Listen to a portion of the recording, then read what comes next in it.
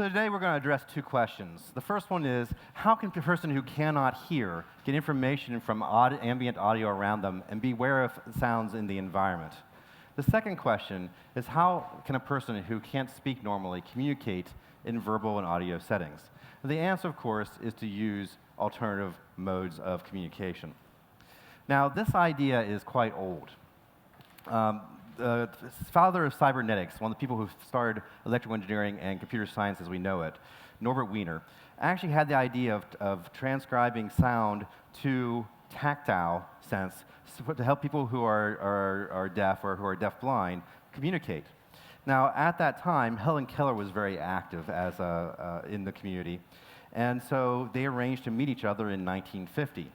And so what Norbert Wiener did is he came from the MIT Research Laboratory for Electronics and made a glove, or the beginnings of a glove, where he had little tactile vibrators at each finger.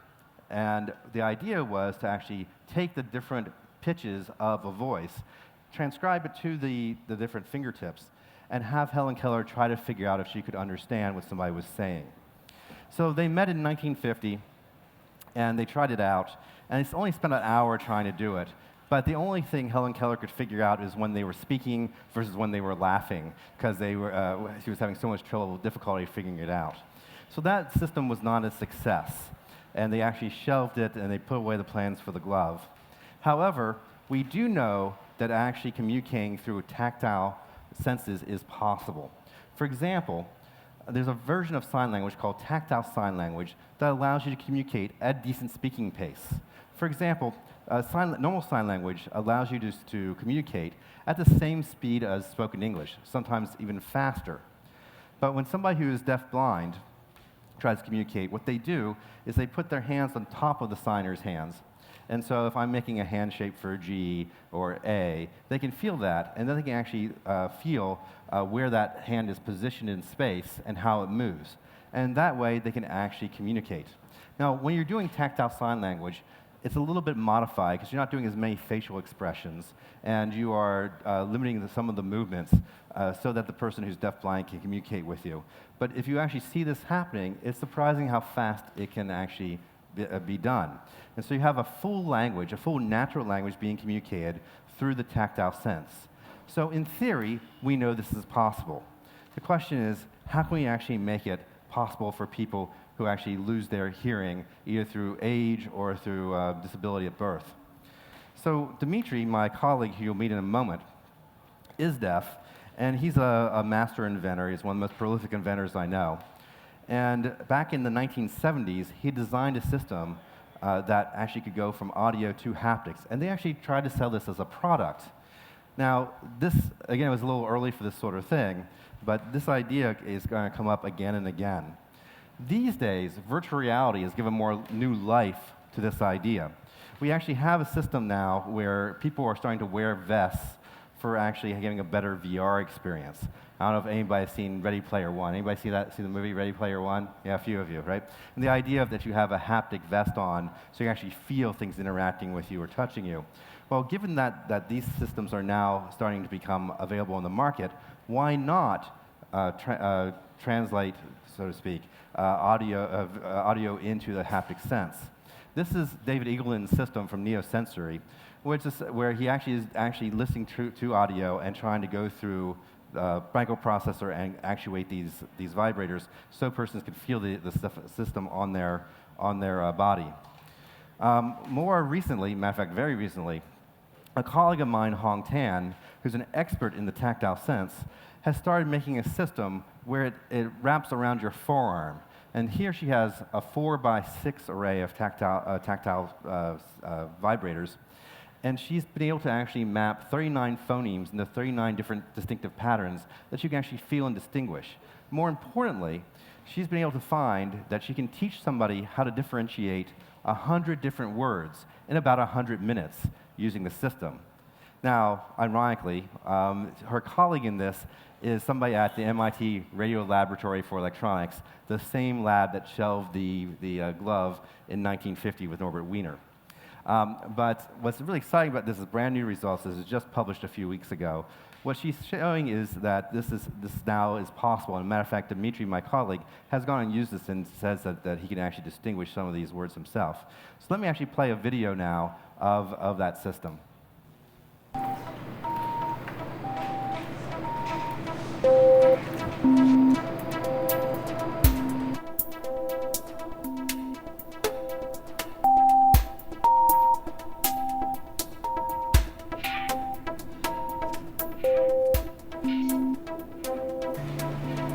Song.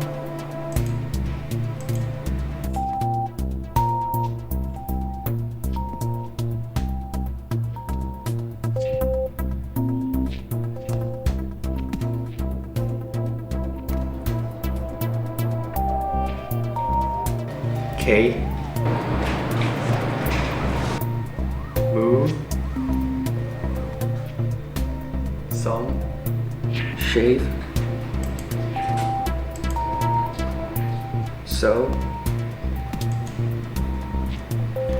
Row. Me.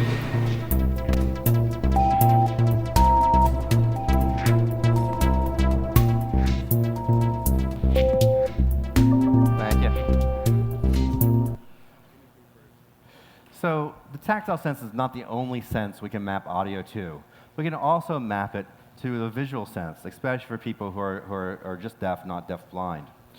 So Dimitri, back when he was at IBM, I guess this is around 2002, 2004, used the wearable computer they are developing there based off of the message pad, where it was a system that was at your waist that would clip onto your belt, and then went up to a head-up display.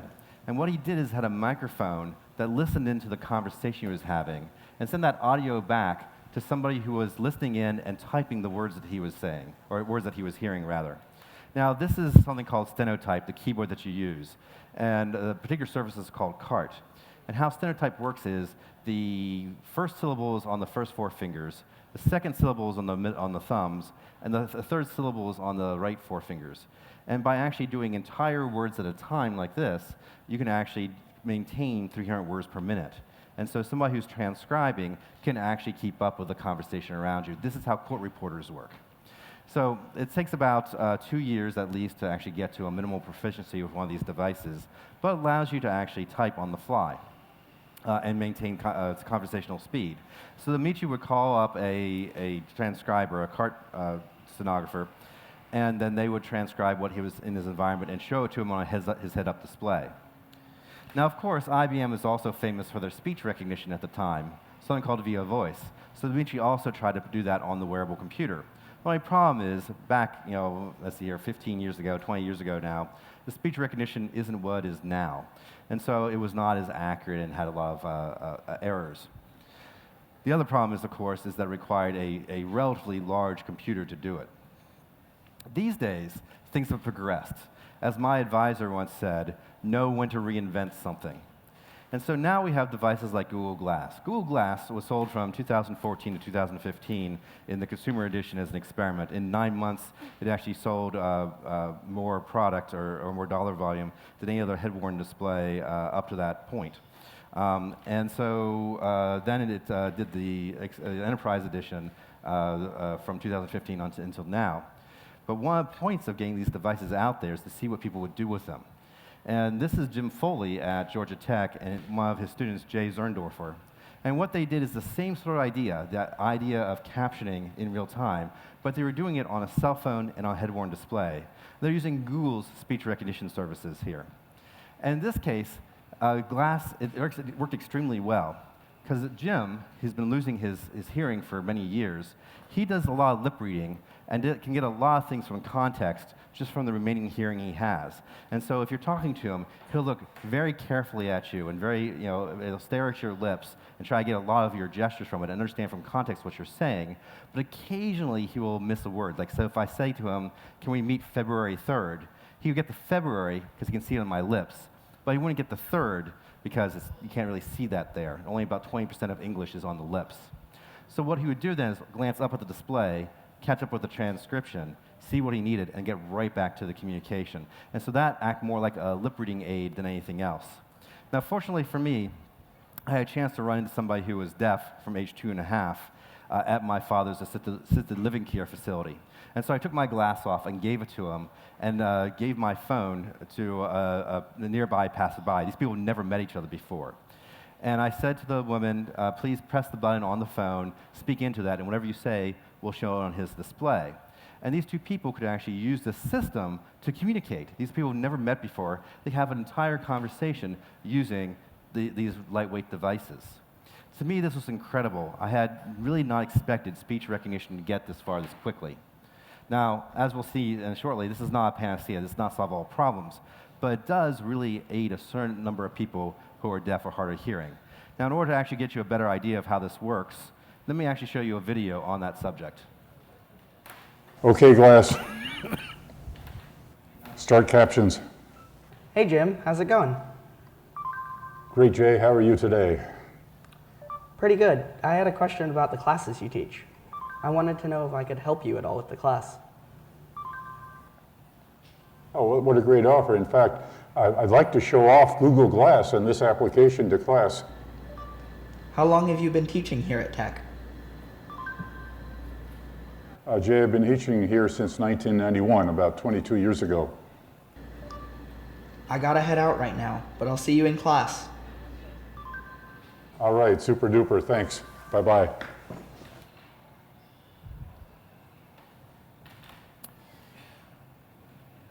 Now, it's not just captioning that you need when you're deaf.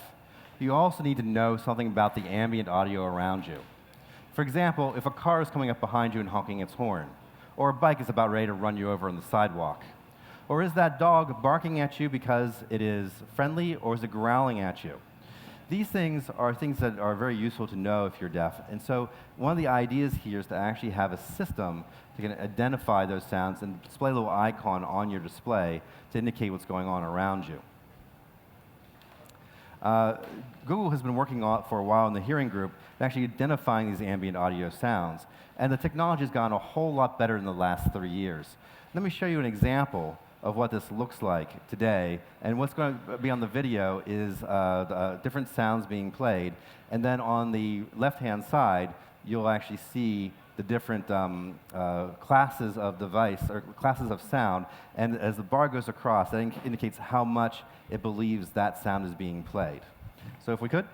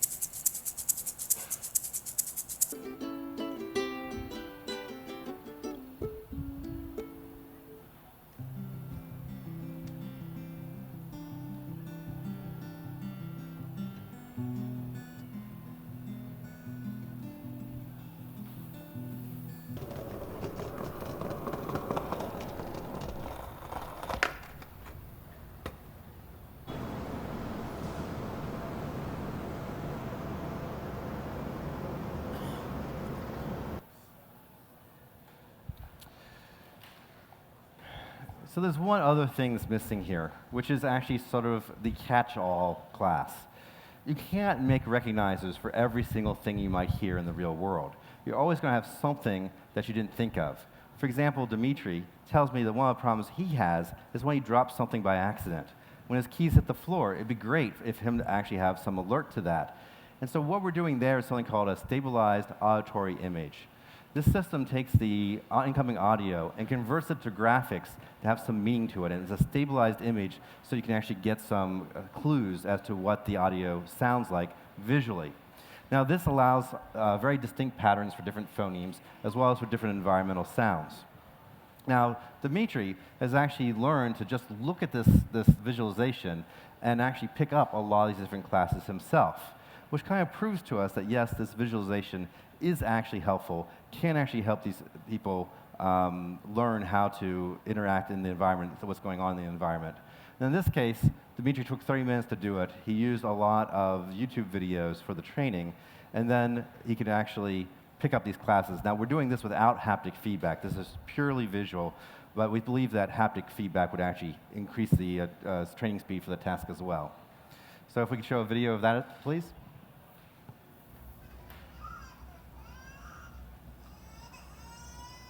Baby crying. So there he said baby crying.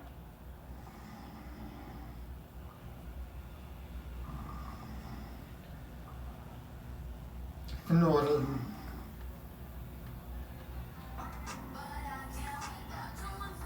Music.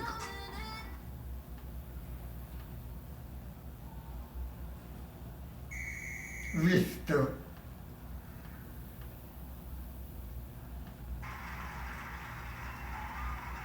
Applause.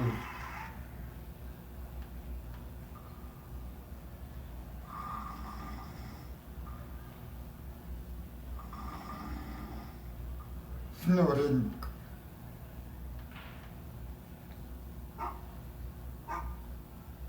Dog barking.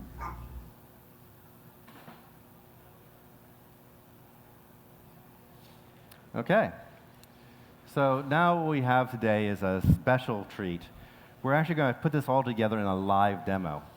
So Dimitri and Sagar, if I could have you guys come on stage, what we're going to show is a system which is a wearable projector that listens to the ambient audio and picks up when somebody's speaking. It transcribes what the person is saying and actually puts it on the person's chest who you're speaking with. It also can listen to the ambient environment for these different sounds and display them as well.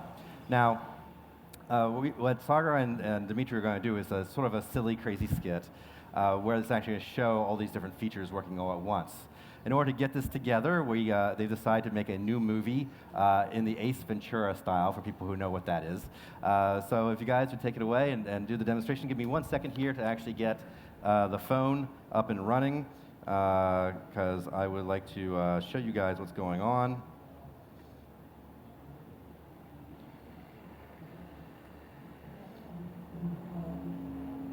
There we go. Hi, Sorry, hi. I'm detective for pet services. You are a detective for the pet department? How Yes. can I help you? Our record shows that you bought a lot of dog food. Your records show that I bought a lot of dog food. What's wrong with that? I would like to examine your dog. Okay. Let me call him. He's not coming. Let me try to call it. Where is it? Well, I have something to confess. The dog food is for me. I don't believe you. Well, what can I say? My alter ego is a dog. Prove me this. All right, all right.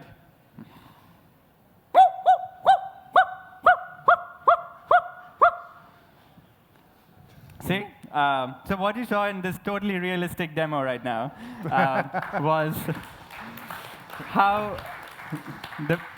can we still keep showing? Yeah, so how the visualization works. It's still a research prototype. The idea here is to show a live transcript of what the spoken words are. We support multiple languages right now. Apart from that, we have this on-device neural network that classifies sounds, just like the video that we saw. So it can classify whistling.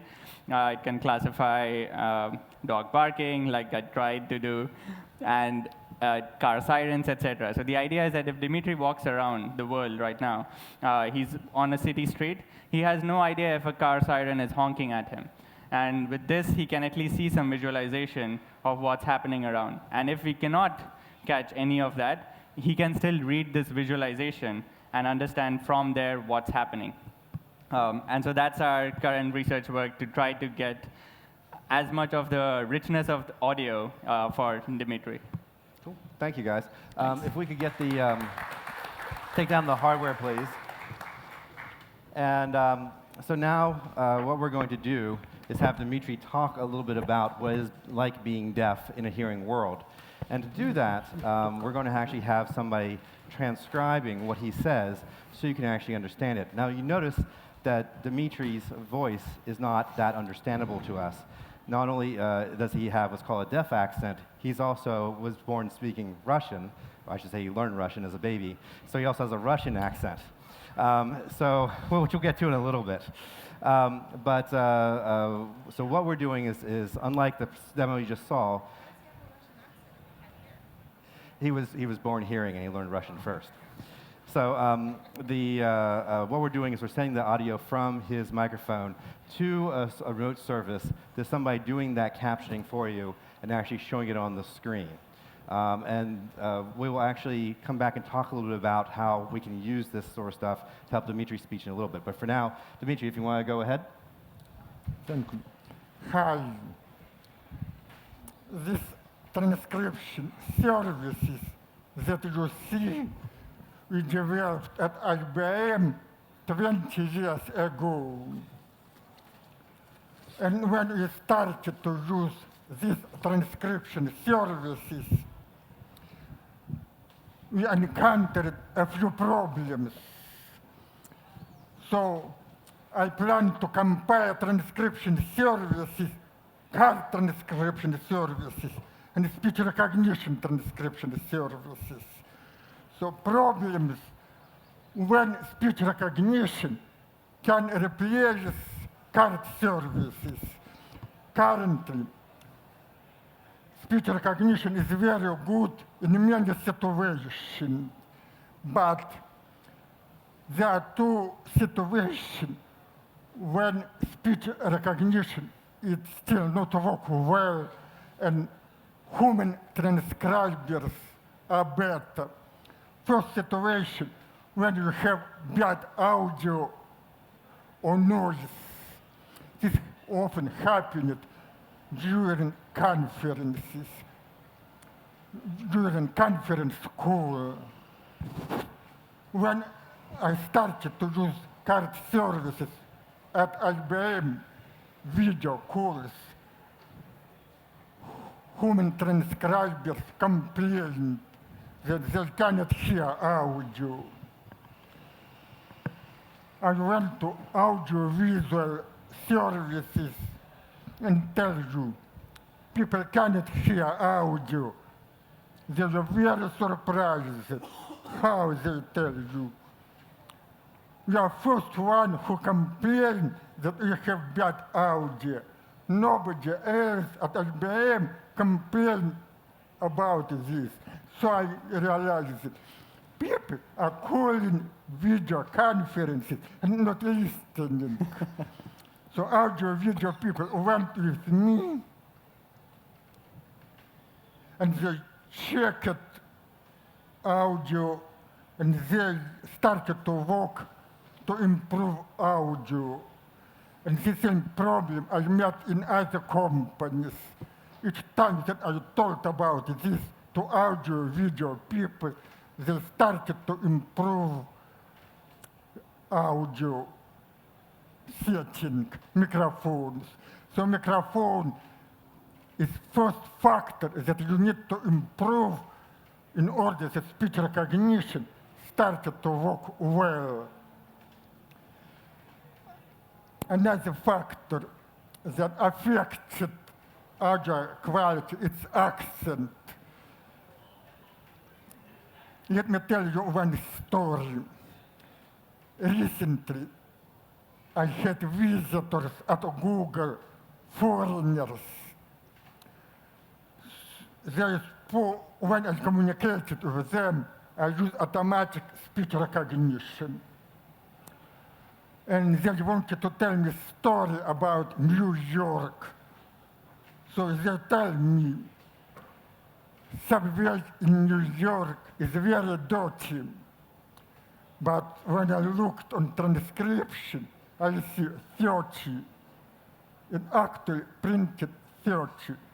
They saw that it does not print dirty and started to repeat. Dirty. No matter how they try to tell dirty, it always printed 30. So whole team, foreigner team, stayed and tried to speak. They changed his tone, they changed different way.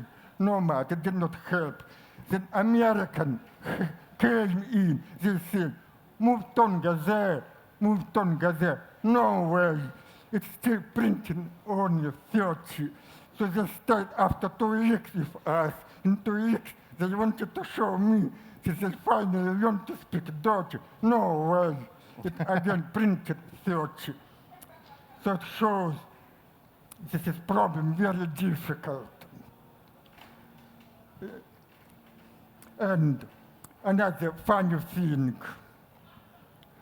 well, because I worked at speech recognition at IBM and had card transcription services.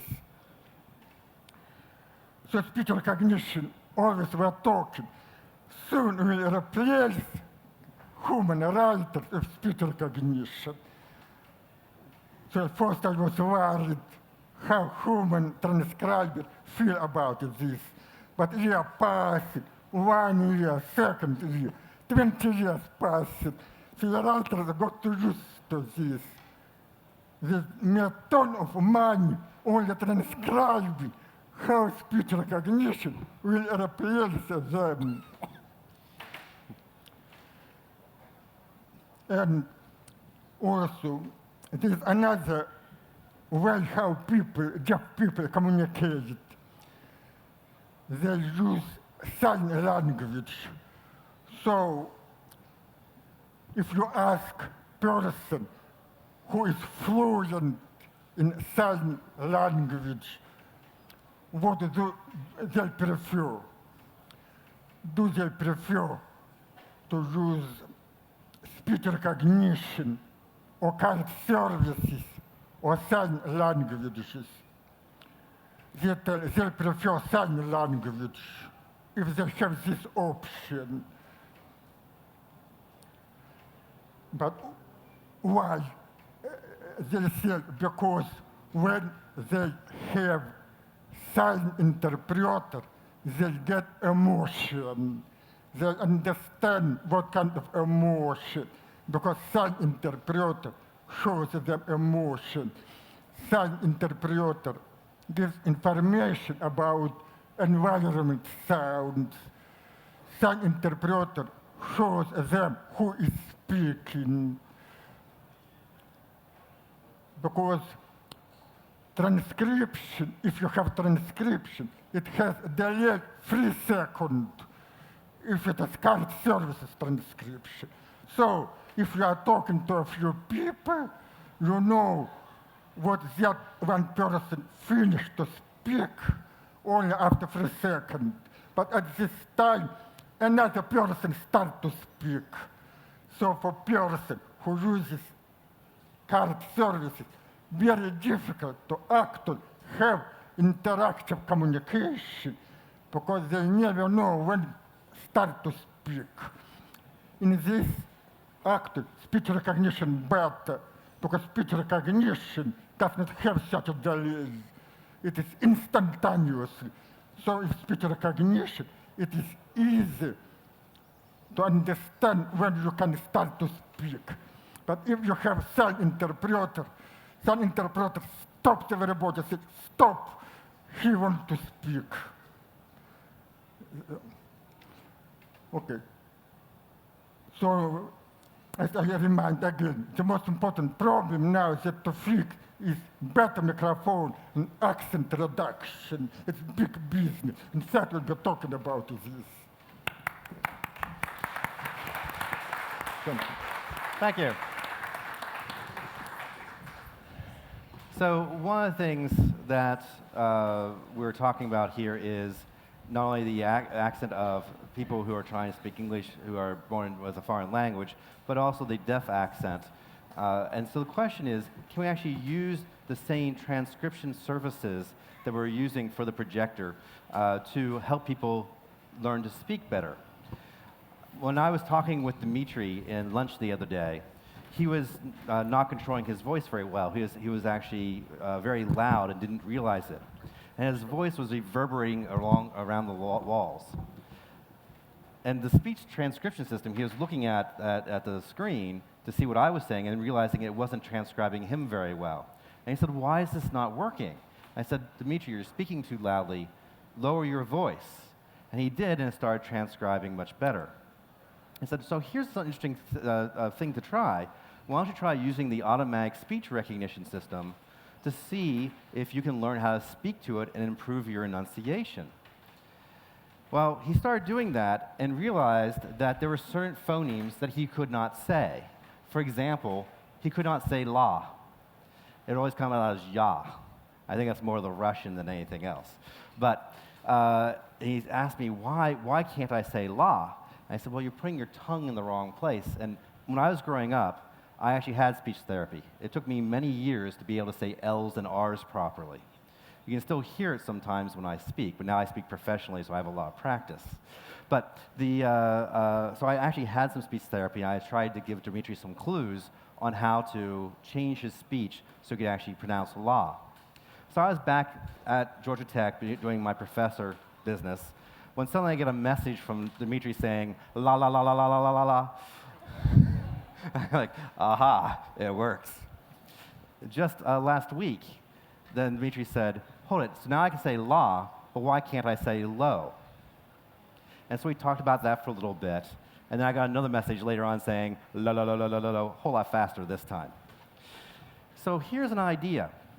Perhaps what we can do is put some sensors in the roof of my mouth and have me speak lots of these syllables so that we can actually make a visualization of where my tongue is during these different words. And then have the system, the same system for Dimitri, that as he's speaking, he can see where his tongue is and compare the two. Matter of fact, maybe we can actually go so far that we can actually remove these sensors or compare these sensors to normal speech and do a virtual rendering of this. In other words, can we actually use machine learning to sort of learn from the audio waveform where people are putting their tongues and doing a virtual version of this? So this is current things that Dimitri and I are working on right now. We just got our sensors made the other day. The idea here is I'm going to give him lots of speech. We're going to compare that speech to where my tongue is and actually make a visualization that tries to run automatically and include that in the projection system you saw. So maybe Dimitri can actually learn how to position his tongue and how to change his positioning. Now, another thing we can do with that, of course, is show the stable audio image. So Dimitri can start figuring out how to change his volume or his enunciation to improve his speech on a moment-by-moment basis.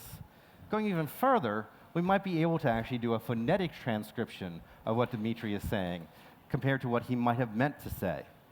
In other words, can we actually provide the right feedback to him in the moment so that he can actually improve his speech as he's talking with people? Now, I can say right now that when Dimitri is using CART, where we have somebody who's been working with him for 20 years and knows how to transcribe it, he doesn't control his voice as well as when he has the automatic speech transcription system working. And so that kind of indicates to us that there's a real potential here to make wearable computing systems that help people who are deaf or hard of hearing improving their voice. But maybe more importantly from a market perspective, think about all those people, say in China, who would like to speak English better. Can you make a visualization system for them, maybe in a heads-up display like this, so they can actually see how their speech is being interpreted and have them improve their accent? For me, who actually had a lot of trouble learning English as my native language, whenever I try to speak German, I have an incredible difficult time trying to enunciate clearly. I know for me as a second language speaker, I would really love to have this system. And so that's one of the other things we're going to try explore.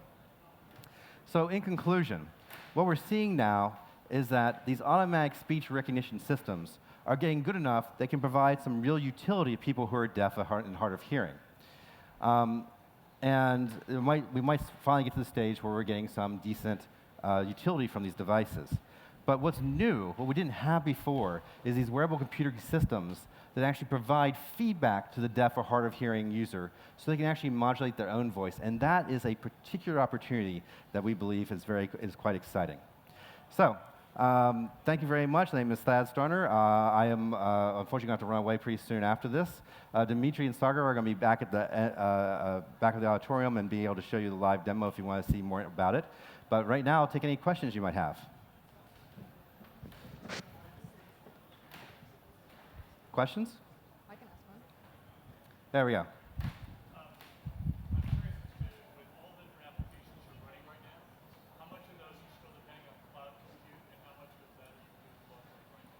So the question is, how much with the applications are running, how much of that is depending on cloud compute versus how much of that is local?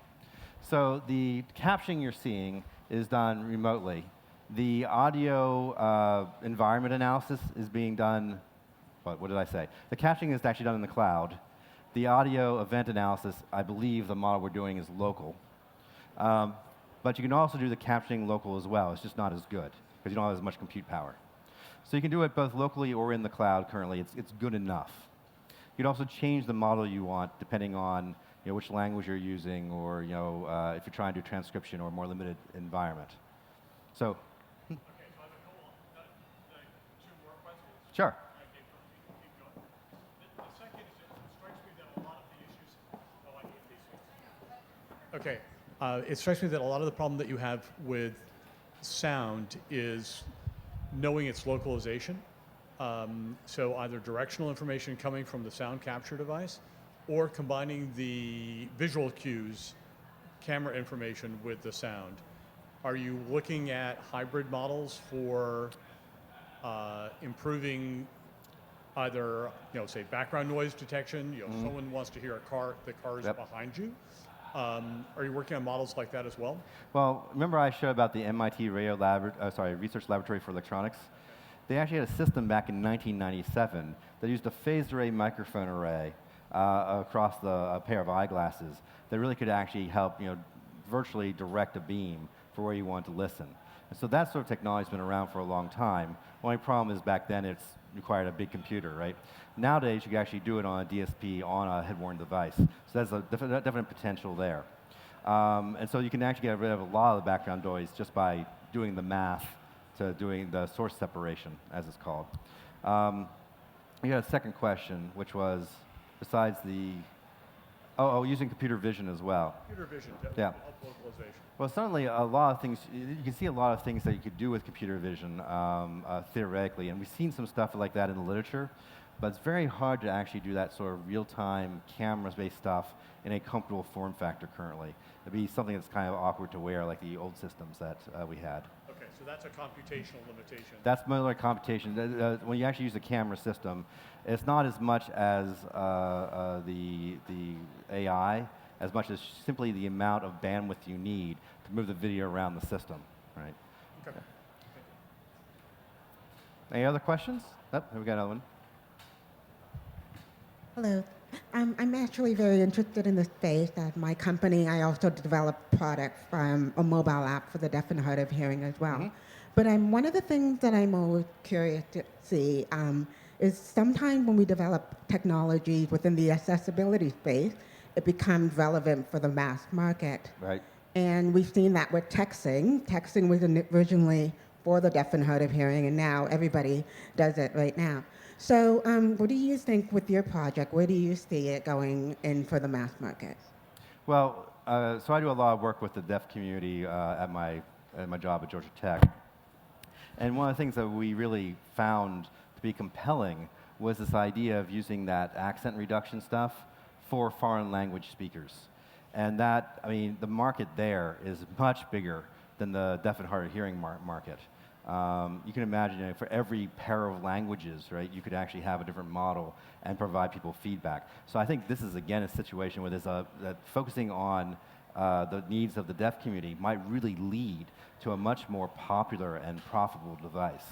So I'm glad you brought that up. By the way, my deaf name is this. So. sign language name. OK, I have 17 seconds. Any other quick questions? OK, if not, I'll thank you very much. And again, Dimitri and Farah will be around for demos.